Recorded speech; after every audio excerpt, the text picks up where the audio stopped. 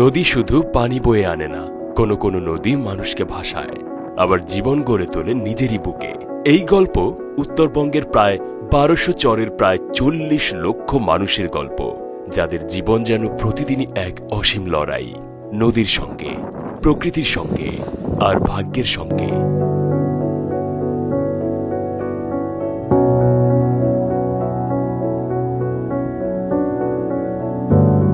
উত্তরের বুক চিরে বয়ে চলেছে সর্বগ্রাসী যমুনা, ব্রহ্মপুত্র, তিস্তা সহ ছোট বড় প্রায় ৩০টি নদী।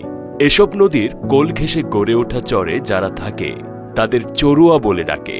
চরুয়া শব্দটা যতটা সহজ, এর জীবন ততটাই জটিল, যেখানে প্রতিদিন প্রকৃতির সঙ্গে লড়াই করে বেঁচে থাকে হাজারো পরিবার। অনেকটা যাযাবরের মতোই এক চর থেকে আরেক চরে ঘুরে বেড়ান তারা। আমার নাম আব্দুল আলিম মন্ডল। তো চরের মধ্যে থাকি, আমার জীবনে তো অনেক টানা হইলো, আমার হিসাব ছাড়া টানা। এই ৩ বছরে ৪ টানা দিলাম জমি জগত সব নদীর মধ্যে। টানতে টানতে তো সব শেষ, জমি জমা কিছু নেই আর।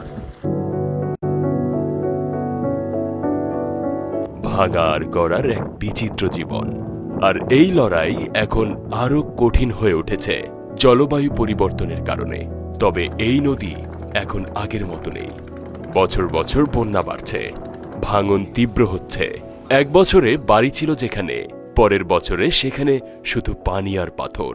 বৃষ্টির ধরনও পাল্টেছে, নদীর আচরণও বদলেছে। বর্ষায় হঠাৎ বন্যা, আর শুষ্ক মৌসুমে খরা। চরবাসীরা হারাচ্ছে ফসল, ঘর, এমনকি তাদের জমিও।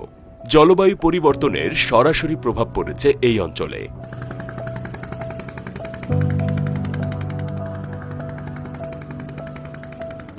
আধুনিকতার ছোঁয়া না পাওয়া চরুয়া প্রায় সবাই কৃষিকাজের সঙ্গে জড়িত, তবুও ভাগ্য তাদের সহায় হয় না। শুধুমাত্র ২০২৪-২৫ অর্থ বছরে গাইবান্ধায় প্রায় ৪০০ একর কৃষি জমি নদী ভাঙনে হারিয়ে গেছে। চরের শিশুরা প্রতিদিন সূর্য ওঠার আগে জেগে ওঠে। কেউ মাঠে যায় বাবার সঙ্গে, কেউ বা কিলোমিটারের পর কিলোমিটার পথ হাঁটতে হাঁটতে স্কুলে পৌঁছায়। নেই ভালো জামা, আছে শুধু শেখার আগ্রহ। নদী ভাঙন, দারিদ্র্য, প্রতিবন্ধকতা সবকিছুকে পেছনে ফেলে তারা এগিয়ে যেতে চায়। নেই হাসপাতাল, নেই প্রশিক্ষিত চিকিৎসক, এমনকি একটা ভালো ঔষধের দোকানও অনেক দূরের ব্যাপার। বৃষ্টির দিনে নৌকায় করে রোগী নিয়ে যেতে হয়, আর অনেকে তো যাওয়ার আগেই হেরে যান ভাগ্যের কাছে। একটি সর্দি, একটি জ্বর, যা শহরে ছোটখাটো ব্যাপার, চরাঞ্চলে তা হয়ে ওঠে জীবন মৃত্যুর প্রশ্ন।